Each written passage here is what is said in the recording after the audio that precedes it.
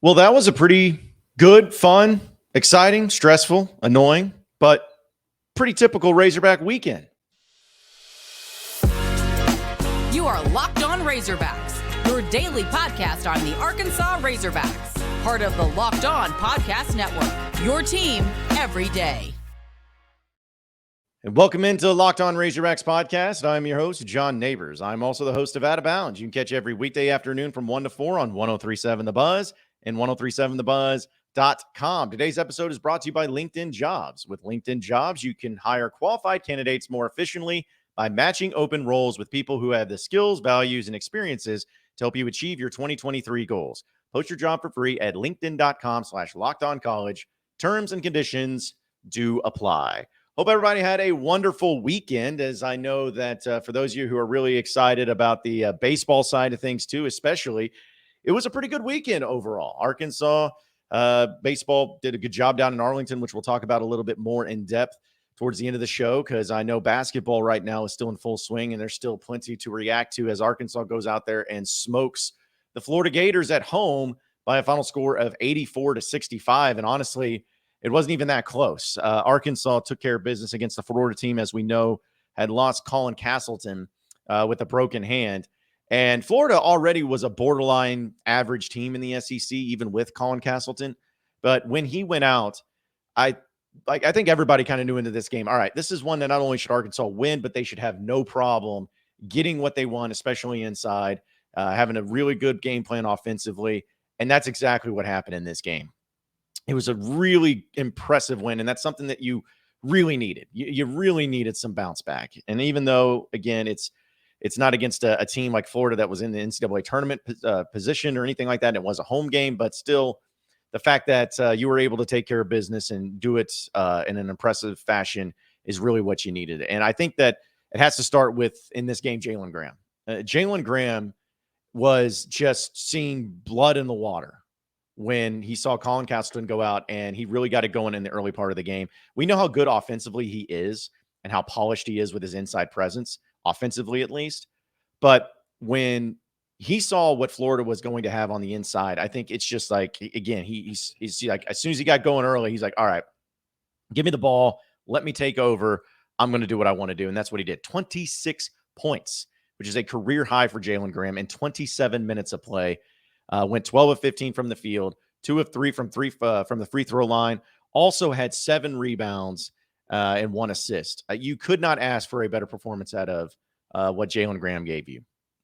Like, I mean, again, I know that you don't want to overstate it too much because it is one game, but still, also had 2 blocked shots. Don't want to forget that too, and throw that into the mix. So just an outstanding performance by Jalen Graham as he was really able to get it going there too, build his confidence back up a bit.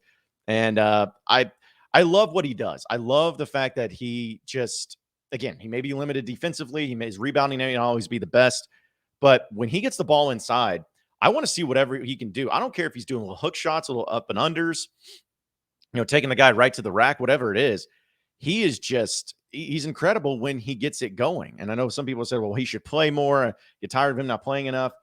It's a touch and go thing where sometimes he'll be in a position to where Arkansas needs him in the inside, needs the offense presence more, but there'll be times where they need the defensive presence more. And in this case, because of the mismatch down low, Jalen Graham wasn't somebody who was really a bad guy on defense, because, again, they had nothing offensively for Florida inside either. So this is just a great game by him. And hopefully that continues to help him build his confidence, and really had some really great games for some other guys too. Ricky Council had a nice game, 15 points for him, 7 rebounds, which was huge. Also an assist that he brought in. So good to see him trying to get back into the swing of things. I think he played pretty good defensively. Anthony Black, of course, has an Anthony Black game, just like he always does.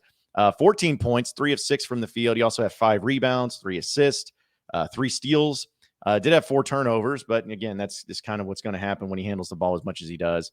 Jordan Walsh also, again, he was more defensively. He didn't play a whole lot, and not many minutes, because Arkansas was doing so many great things with Jalen Graham. But still, when he was in the game itself, his defense was good.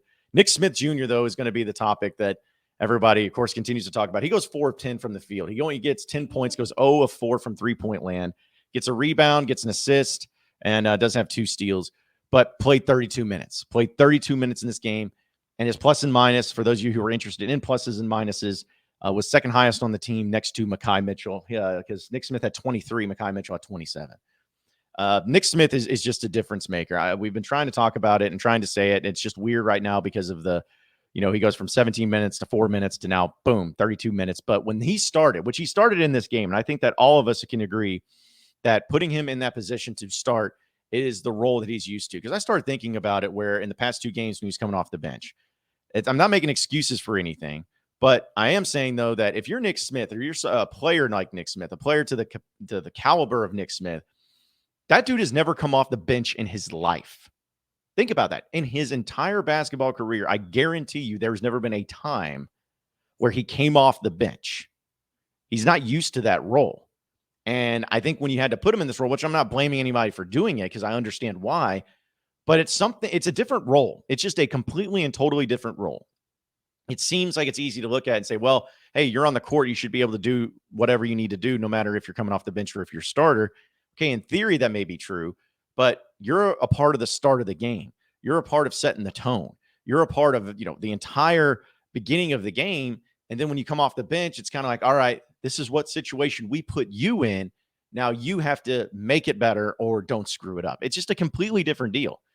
And so I think he looks so much more natural coming back in. You can tell the motor is there, and he played better than he did in the past two games. And I think it's going to just continue to be that way. I think against Georgia, he's going to get more minutes. And so it's going to be really keen. And the fact that you have to really have somebody on him at all times is going to open up other guys too, which I think it really did in this game. Even Mekhi Mitchell, shout out to him too. Can't forget him. He had a double-double, 10 points, 10 rebounds. Also had 2 block shots and a steal and an assist. So he had a great game too. It was just a game that Arkansas desperately needed to have. They needed to have a game where they just blew out an opponent, especially in SEC play, because they really haven't done that all year long. There hasn't been a single game I can think of where they've just blown out the opponent from beginning to end in SEC play. They scored 47 points in the second half. They only shot 2 of 10 from three-point land. So you're talking about 20%, which if I would have told you they were going to shoot 20% before the game started, most of you would probably be like, okay, well, Arkansas is for sure losing this game. But they didn't. They were able to do a lot of good things inside. They made their free throws, went 14 of 17, still had 13 turnovers. It seems to be about their average, but did a good job on rebounds. Did a good job of sharing the basketball. Points in the paint was really where it was all about because Arkansas had 45 points in the paint. They just played their game. They played the game that they were supposed to play and played the way that they were meant to play against a team like Florida. So that's where my excitement comes in for a game like this, is just because we haven't seen it. Now, is this going to change everything? Is it going to just make all the clouds get lifted? We'll talk about that as far as what do I believe in and what I believe this team is and what they're capable of, because I feel like it's ever changing at any given point. But the thing is that if you're a team like Arkansas who's just looking for wins and looking to build up that resume, and even in your wins, you haven't looked impressive at times. You think about like the only thing that matters is wins. So I'm not trying to downplay that. But if you just think about, the game against South Carolina on the road, they won, but it wasn't an impressive win. You think about the games that they have, like against LSU and Ole Miss, they won, but there was still some frustrations. There were still some struggles. It just wasn't overall like, oh man, just sheer dominance from beginning to end, imposing your will on a team. You just hadn't had that yet, but you did against Florida. And now you're in a good position moving forward, because we know that it's all coming down to those home games. You've won 1 of the 3. You got Georgia this week, which Georgia just got housed by Alabama, which, is no shame in that, because it seems like Alabama's just playing at stupid levels this year. But you get them at home. They're a team that's struggling. You should win this game fairly easily. And then you have the tough road trips at Alabama and at Tennessee in back-to-back games. So it was just great. I love this game. I love watching this game. I love seeing the team out there having fun, having excitement. Apparently Jessica Alba was there for some reason. I do not know why. I don't think anyone knows why. Jessica Alba was there at Bud Walton Arena. Okay, sure. Why not? Throw that into the mix. I never ask questions with Muss. It's kind of counterintuitive. But still, I love this game, and I love the fact that they continue to battle. But it is frustratingly weird, confusing at times, because I'm still not really sure what to believe with this team. And we'll talk about that here in just a second. But first, as a small business owner or hiring manager, you know that success in 2023 all depends on the team members you surround yourself with. That's why you have to check out LinkedIn Jobs. With LinkedIn Jobs, you can hire qualified candidates more efficiently by matching open roles with people who have the skills, values, and experiences to help you achieve your goals. LinkedIn Jobs helps you quickly attract qualified candidates to open jobs with great targeting tools, and they go above and beyond resume data. Using insights from your job post, they identify the most qualified candidates on LinkedIn Jobs and help you connect with them fast and for free. They make it easy to screen as well, and you can rate applicants based on your job qualifications all on one platform. So check out LinkedIn Jobs. They help you find the qualified candidates that you want to talk to faster. Post your job for free at linkedin.com/lockedoncollege. That's linkedin.com/lockedoncollege to post your job for free. Terms and conditions do apply. You are Locked On Razorbacks, your daily podcast on the Arkansas Razorbacks, part of the Locked On Podcast Network, your team every day. All right, so continuing on with the Locked On Razorbacks podcast, this is a weird basketball team. Let's just be honest about it. It's a weird basketball team, as we know, heading into this final stretch of the season. And I feel like I'm just so bipolar about this team. Whether it's like the games that they look so good in, we come out and we're like, man, maybe they're getting going. Maybe they turn the corner. Maybe they're going to start playing better. And then they have some disappointments. They have some frustrations, and then it kind of scales back. And you're like, okay, what is this team? Maybe they're not as good as what we thought. But then they win a big game and look impressive. You're like, okay, so maybe this is it. It's all over the place. It has been all over the place. And, some of you have been more so towards the negative side. Some have been more towards the positive side. Some of you have been in the middle, whatever it may be. But, at a point in time, it's like you can't do anything about your past. You can always look towards your future with Arkansas basketball. And right now they have 4 pretty tough games left. But the thing is I thought it was really interesting after the game, and Arkansas beat Florida, is that Muss, and it said something about the A&M game, which they lost on the road. We know it's frustrating because Arkansas had a lead late in the game. Should have held on to it, should have won, and everything. And I thought it was interesting how Muss approached it, where he basically said, listen, he almost got testy about it. He's like, listen, this game against A&M, he's like, there's a reason why they're the second best team in the SEC. There's a reason why they've won 12 games this year in conference play, and they're undefeated at home in the SEC. They are a really good basketball team. We just didn't make the plays down the stretch to win. It's like there's no shame in losing that game. There's no shame in it. It's frustrating, but it's not like that was an embarrassment type of loss. And so seeing him fired up about that and approaching it that way, it got me thinking. I'm like, sometimes we kind of live in the moment of that, and it's okay to still say it's disappointing. It's okay to be frustrated by it, but you also got to put everything into perspective and look at it in the big picture. He even brought up the fact, he's like, Mississippi State, we did not play well. I think everybody knows that. He's like, but Texas A&M, we played well. We played hard. We played fine. We just didn't make the plays to win the game. And so he's approaching it in that manner where it's about just making those plays. Yes, it can be annoying. Yes, it can be frustrating, but you got to make the plays. And if you lose a game to a high quality team, especially on the road, the sky is not falling. Not everything is just awful and it's doomsday scenarios like a lot of people want this thing to turn out and to be. But I've been asked about this. In fact, when I went down to Arlington for the College World Series, I was hanging out with a few people and talked to a few Razorback fans, and we even watched the basketball game at Texas live down there in Arlington, which is an awesome place, by the way. But I was just sitting there. I'm like, when I get asked about this team, what's up with this team? I think that's the question I get. Well, what's up with this team? What are they? What do you think? What do you make of it? And I don't really know what to make of it. I try to rationalize. I try to talk myself into theories. I try to talk myself into, believing one way or the other. And honestly, maybe it's a cop-out answer, but I don't know what to think. Like, would it surprise me at all if this team went into the second weekend of the NCAA tournament, Sweet 16, even Elite 8? Like, would it surprise me if they got to that point? No. But would it surprise me if they lost like 3 of their last 4 final games here in the regular season stretch? No. No, it wouldn't surprise me.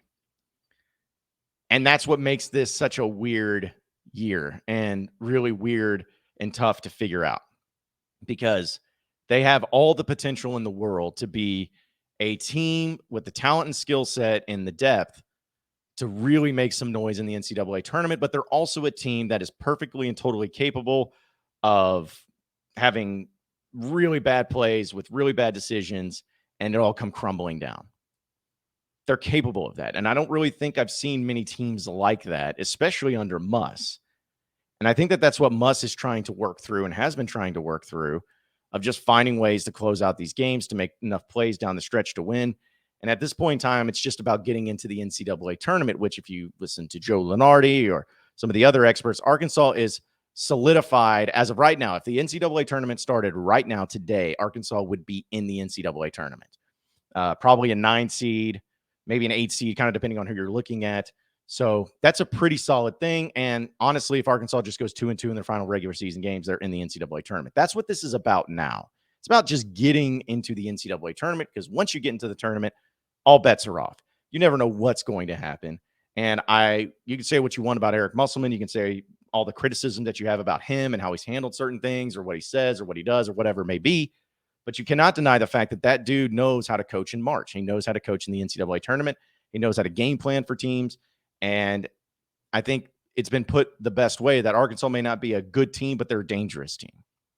They're a dangerous team because they have the capability of beating a lot of teams out there in college basketball, but they also have a keen intellect of just not playing well against teams that they should blow out or that they're much better than. So there's just a lot of elements there that it's just been really tough to figure out straight up as far as, what this team is and how good they are. So what do I believe? What do I think about this team?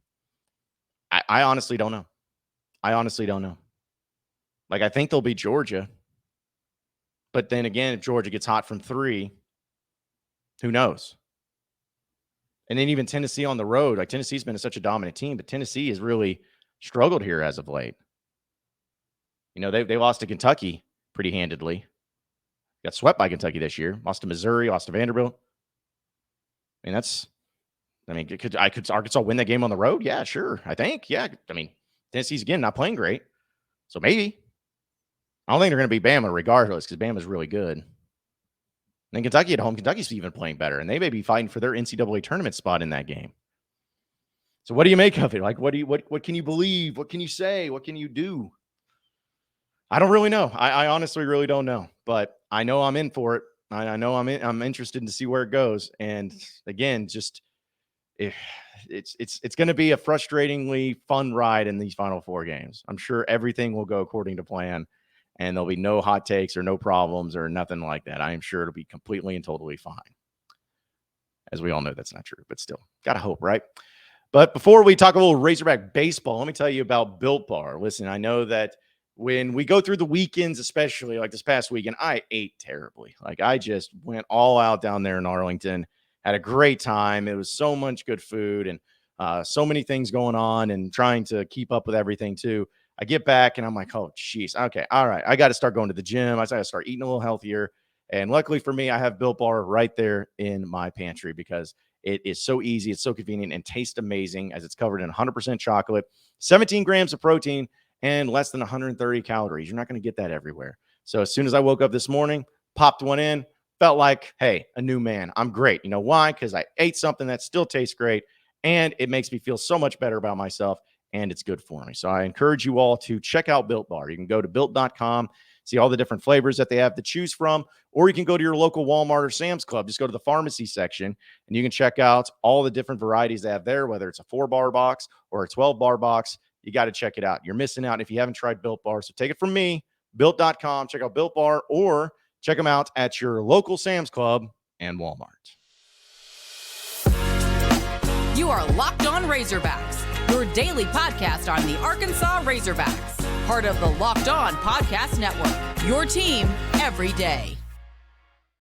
All right, so final segment here on the Locked On Razorbacks podcast. Again, got to go to Arlington for the College Baseball Showdown, and shout out to all the Razorback fans that showed up. Holy crap. Y'all were awesome. The amount of Razorback fans there was incredible. I think that they outnumbered every fan base by a minimum of 3-1. Like, TCU had a good amount of fans there.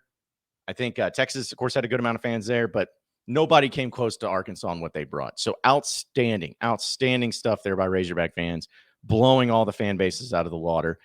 They did finish 2-1, which is about what I expected. I think that we even talked about it last week on the podcast. I'm like, if they could go 2-1, I'd be happy. 1-2 would kind of be and then 0-3 obviously would be disastrous. 3-0 would be great, But trying to be realistic, Arkansas did a good job against Texas, good enough to win. And, they took care of business, which Texas went 0-3. So one more time, Horns. But Arkansas looked good in that first game. They did some good things, it's first game of the season.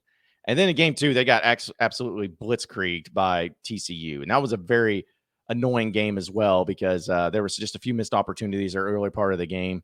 And some of the TCU fans that are sitting next to me, man, were really annoying too. And like really talking big. But I guess when you got a good football, basketball, and baseball team, it's all great. But hey, it's amazing what happens because they lost to Missouri. Yikes. But either way, Arkansas got blown out in that game, but then turned around on a Sunday game and just destroyed Oklahoma State. An Oklahoma State team that's really good. Oklahoma State team that has obviously some history with Arkansas. It's really funny to hear all the fans boo Rock Reggio every time he got up to bat. He had that one play where he it should have been a double, but hit a single because he bat flipped on a single, ran around the first base. He fell. He got back to first base. And then he looked to the Oklahoma State crowd, tried to rock him up, and then shushed the Razorback crowd. And yeah, that was all she wrote after that because Arkansas just won 18-1, absolutely destroyed the Cowboys. So there's a good bounce back. There's a really good bounce back for Arkansas, and I thought that they handled themselves well, especially after getting rocked like that against TCU. And I really like what the starting pitching did, especially with Hagen Smith, and even in that Sunday deal with because anytime you get to the Sunday game, the third game, it's always going to be a little bit dicey, or you may feel like, okay, so how's this going to be? Well, Hunter Holland did a great job in that role. I thought that a few of the other pitchers we got to see did a great job. Seeing some guys that are really starting to get the bats going. They're tweaking the lineup a little bit there too, as we know Callie was there starting at the third baseman, but they made some adjustments there and started bringing in some guys that maybe could get the bats going, which the bats got going in a big way there too. So just overall, again, a great performance. I loved watching what this team did from beginning to end and bouncing back. And I'm really excited about the future because, again, it's like people can look at the games themselves and just say, all right, well, this is why Arkansas is going to be good, or this is why they're going to be bad. And you can't do that in baseball like at all. And that's something that's like you don't need to hear from me. A lot of you people that know baseball know a lot more about baseball than I do. You can probably understand it, but it's like, Arkansas had some struggles, but they brought some guys in and they made some adjustments and then it all worked out. I was looking at, for instance, some of the young guys that were able to get in for Arkansas, not only just in the lineup, but just in general. Josenberger, I thought did a really good job. I thought, Diggs had some really big hits there too. Stovall started getting going a little bit. Jared Wegner had an awesome weekend. So looking forward to seeing more of him. Jason Jones, who came in for Callie at third base, he had a really great game. He got really the bats going.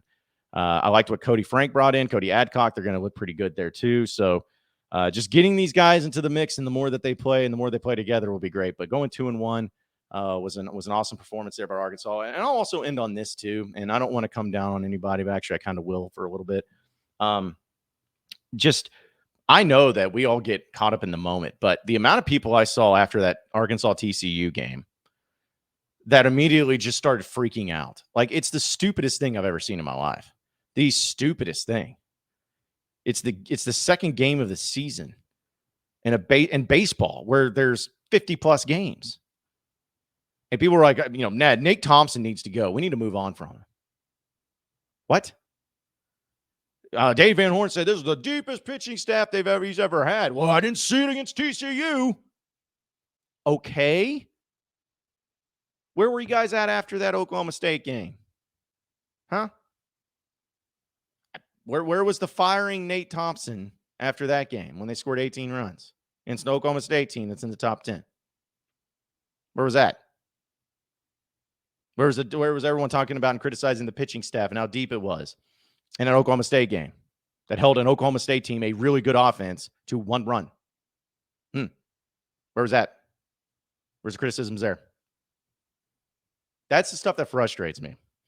I understand that I'm more of an optimist probably than a lot of you are at times, and I get it and I understand it, and that's okay. Some people look at things a little bit differently. But the things that people hold in a microcosm of like one game and just freaking out over it, I don't understand it. It's annoying and it's frustrating and it's dumb. So I don't know what to tell y'all. it's okay to be critical. It's okay to be frustrated. But to talk about needing to fire the hitting coach after the second game of the year because of one bad game and how you think that Dave Van Horn was lying to you, talking about the deep pitching staff that he had because the pitching did not have a great game against TCU, which the defense had some problems there too. Not to mention the pitch clock thing and the fiasco, which seems to be dumb, which is a crazy deal. What's going on there? I think it needs to be increased to 30 seconds if they're going to do it. But with all that, they go 2-1. They look impressive against Oklahoma State and bouncing back. Just relax, please. Please relax. I know it takes a lot, but good grief. Some of y'all are just dumb in how you act sometimes after games. My goodness. Either way, appreciate everybody listening in to the Locked On Razorbacks podcast. Be sure to like and subscribe to the podcast on iTunes or on Google Play. You can also get after me on Twitter at BuzzJohnNabors for any questions, comments, concerns that you may have. We'll keep it going from there. Same podcast time, same podcast channel tomorrow afternoon. Have a great day, everybody. We'll see you.